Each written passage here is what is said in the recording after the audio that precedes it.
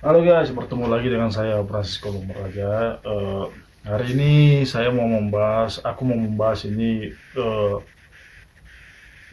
video dari selebgram Indonesia di Jepang ya. Ya selebgram baru-baru sih. Eh, orang kita Batak juga. Jadi saya lampirkan sini ini IG-nya, kalian lihat aja.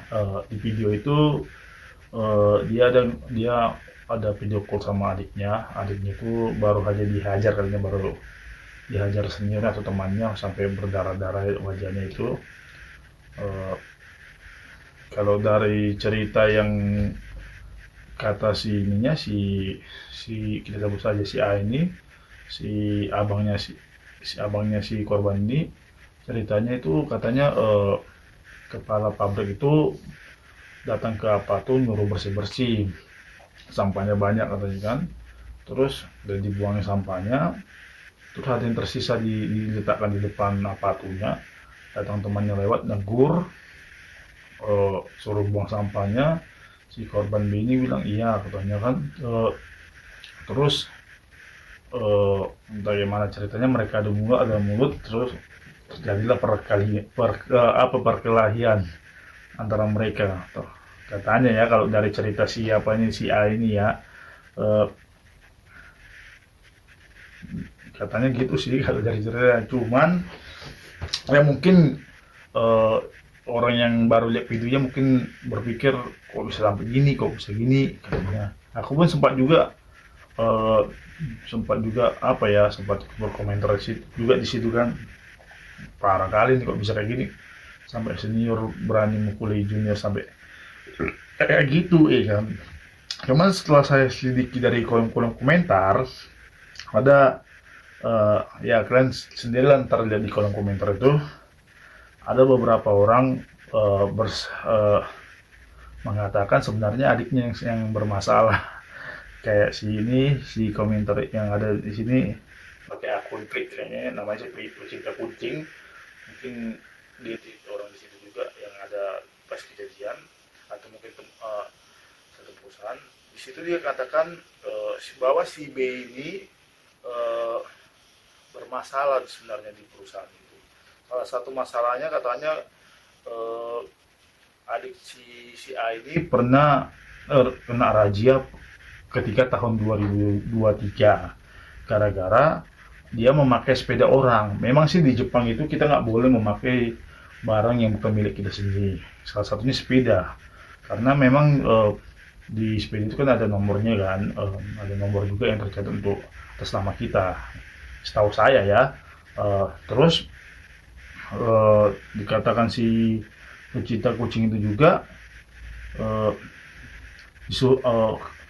pas kejadian itu adiknya disuruh beres kamar, malah ngajak ngajak duel kawan sepatunya. Rupanya ininya yang bermasalah kayaknya dia sama kawan sekamarnya kali ya, tempat tinggalnya. Itu kalau kata si pecinta kucing. Terus dibalaslah sama si apa ini, si A ini, abangnya si korban. Soal kejadian di 2023 itu, dia bilang eh, bukan razia, dia kena tabrak mobil, dan sepeda yang dia pakai sepeda dari saya katanya. Sebenarnya sih si A ini udah salah sih, kok bisa ya sepeda dia dikasih sama si B kan. Dia pun karena dua lama di Jepang ini kan, dia pasti tahu peraturan di Jepang ini. Masa masa dia ngasih sepedanya untuk si B kan. Kalau memang dia udah lama di Jepang pasti dia paham peraturan di Jepang ini kan. Ya menurut teman-teman lah yang mana yang udah lama di Jepang ini, pasti seharusnya kan begitu kan. Terus si pecinta kucing membalas lagi, nggak tahu kan kemasalannya, kenapa pula bisa bisa nabrak mobil. Mungkin ya itu maksudnya, apakah mabuk, kenapa pula pakai sepeda orang lain, nggak pakai sepeda sendiri, padahal sepeda Jepang kan udah ada nomornya masing-masing. Terus dibilangnya, lu bantuin nggak pas adik adik lu kena razia. Tetap aja pihak LPK yang mengurusi. Ajari adik lu beradab di negara orang, jangan gara-gara adik lu semua kena ingat. Memang sih kalau dari komen si pencinta kucing memang ada benarnya juga. kata si pecinta kucingnya, memang kok bisa nabrak nabrak mobil. Kalau memang dia mentaati peraturan kan nggak mungkin nabrak ya kan. Karena kan kalau misalnya dia itu magang, toko deh gini aja juga gitu ya. Sebelum persiapan ke Jepang itu biasanya kita dijelaskan cara-cara cara-cara naik sepeda, peraturan naik sepeda ke Jepang ini, ya kan, apa yang nggak boleh, apa yang boleh, ya kan. Ya masuk akal juga siapa yang dibilang si pecinta kucing ini, eh, kok bisa nabrak mobil. Terus juga yang menyelesaikan masalah dia bukan si si abangnya, yang menyelesaikan tetap LPK juga, yang jadi kan yang repot LPK juga kan. Benar juga sih kata pecinta kucing ya, yang komentar ini ya. Terus ada yang komen membela si apa si A, kalau itu ngaca ini katanya oke. Terus ada lagi komentar yang lain, eh lihat dulu. Banyak sih yang mengatakan alangkah baiknya cari informasi sebaik mungkin ya agar tidak terjadi kesalahpahaman. Yang benar sih. Terus ada lagi yang berkomentar kalau nggak salah tadi, mana ya,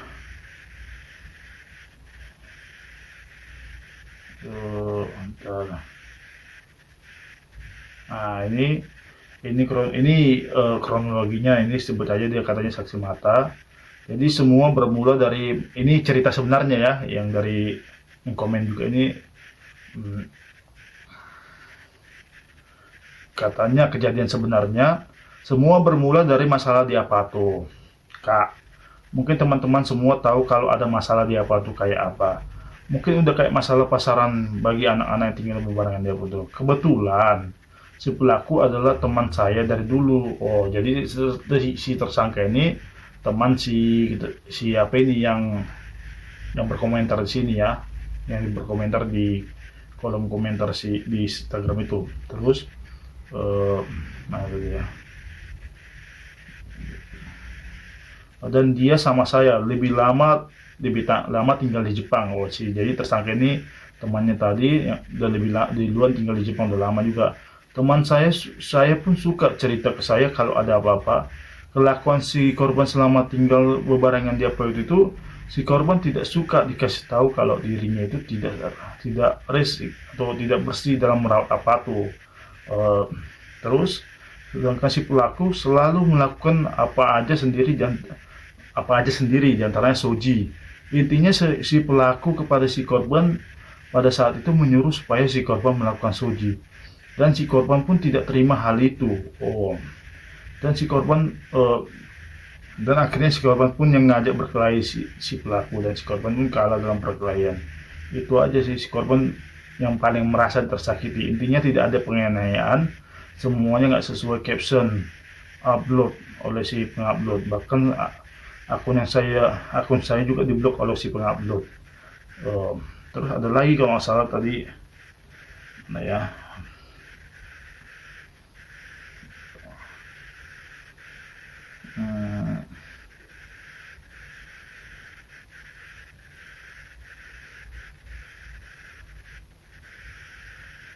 ya intinya itu intinya si korban ini karena informasinya simpang siur, jadi ada yang berkomentar yang juga sebagai saksi mata di situ, termasuk teman tersangka, ya mungkin bisa dikatakan senior dari si korban juga, sama tinggal satu ruangan itu dari beda kamar. Siapa ini si korban ini memang katanya malas bersih-bersih di kamar itu. Udah diperingatkan oleh si tersangka seniornya ini, tidak pernah merespon. Terus setiap ada kotor, si tersangka yang bersihkannya. Wajar sih dia marah. Dulu juga waktu saya magang juga di 5 tahun di Jepang juga, saya ada di posisi tersangka juga, seperti maksudnya posisinya gini, ketika waktu itu kan kita di Apato itu tinggal bertiga ya, jadi ketika Apato itu kotor cuman saya aja yang bersih. Saya udah memperingatkan tidak direspon, saya marah ya, saya Saya itu juga yang saya lakukan, seperti yang dilakukan tersangka. Saya marah, tapi waktu itu nggak sampai turun apa ya, nggak sampai bersih bersih tegang ya, nggak sampai ringan tangan. Jadi saya biarkan aja situ kotor-kotor waktu di zaman saya itu ya. Terus kalau nggak salah juga saya tadi lihat ada di beberapa komentar yang juga merupakan teman-teman di situ juga di perusahaan itu, katanya si korban ini juga di saat perkelahian itu dia sempat megang bata itu ya, kayak batu bata itu, sempat megang itu juga katanya. Dari beberapa komentar saya lihat tadi, eh, dia katanya megang bata juga katanya. Saya lihat dulu ya.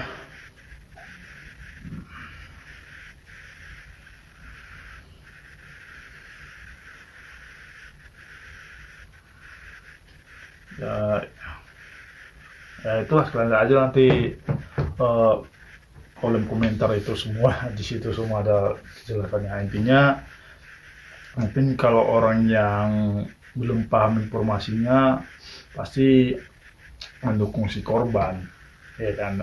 Si korban pasti merasa paling teraniaya, inilah itulah, padahal dari komen-komen itu beberapa orang yang berkomentar yang merupakan di situ juga bilang bahwa yang si korban ini bermasalah di situ. Salah satunya tadi seperti dirazia, terus dia patuh juga nggak mau bersih bersih. Ya wajar di seniornya kayak gitu marah kan, kalau diperingati. Apalagi kohai kan, dia misalnya gini loh, eh, saya udah nempati kamar ini, saya buat rumah ini saya bersihkan, tiba-tiba lu datang, lu gak mematuhi peraturan, ya emosi kan. Saya aja tinggal di sini aja, di yang sekarang ini aja, kamar saya samping-samping sama teman saya aja, aku aja saling menghargai kan. Kalau misalnya dia nggak sempat bersih bersih, ya saya yang bersih bersih. Kalau saya nggak sempat bersih bersih, dia yang bersih bersih.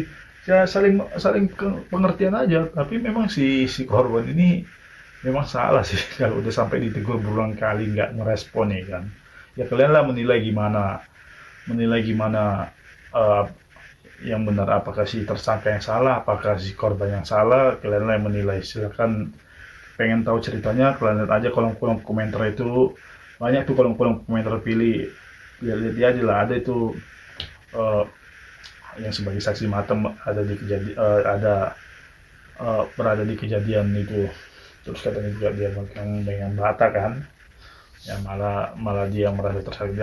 Saya bukan karena ya memang kita sama Batak ya, sama si apa itu yang punya Instagram. Cuman kalau memang dia yang salah nggak mungkin saya bela ya. Saya ya udah kelihatan kasusnya ini ya, mau gimana lagi, ya memang dia yang salah, si korban nih kan. Itu sih. Jadi kalian lah yang menilai gimana, apakah si tersangka yang salah, apakah si korban salah. Tapi inti masalahnya katanya sih udah damai sih katanya, nggak tahu damainya gimana, tapi katanya udah didamaikan. So ya itu urusan mereka berdua lah. Jadi buat teman-teman atau adik-adik yang di Indonesia yang mau ke Jepang, pertama patuhi peraturan yang di Jepang. Salah satunya seperti saya bilang tadi, peraturan berlalu lintas naik sepeda itu penting ya, karena banyak juga orang-orang di luar kita juga, orang Vietnam atau orang-orang asing selain orang Jepang yang tinggal di sini, banyak juga yang bermasalah. Ada yang bahkan menerobos lampu merah sampai ditabrak mobil, mati di tempat. Ada yang pokoknya banyak lah kejadian-kejadian kayak gitu. Ada yang lagi yang main handphone saat bersepeda itu kan dilarang kan. Terus yang soal kebersihan itu ya harus paham lah, masa sih kita tinggal bareng yang capek atau orang ya kan. Ya enggak, kita bayangkan lah, ini rumah kedua kita loh. Masa kita mau enaknya sendiri ya kan. Kalau kau nggak mau bersih-bersih, mending kau sewa apa tuh untukmu sendiri. Kita harus sadar diri lah, kita numpang kan. Ya, kita memang sama-sama numpang, tapi ya numpangnya kan berdua, ya bagi dua, jangan satu orang yang capek. Itu aja sih ya. Jadi sekian dulu video saya singkat ini, jangan lupa subscribe dan like. Oke, bye bye.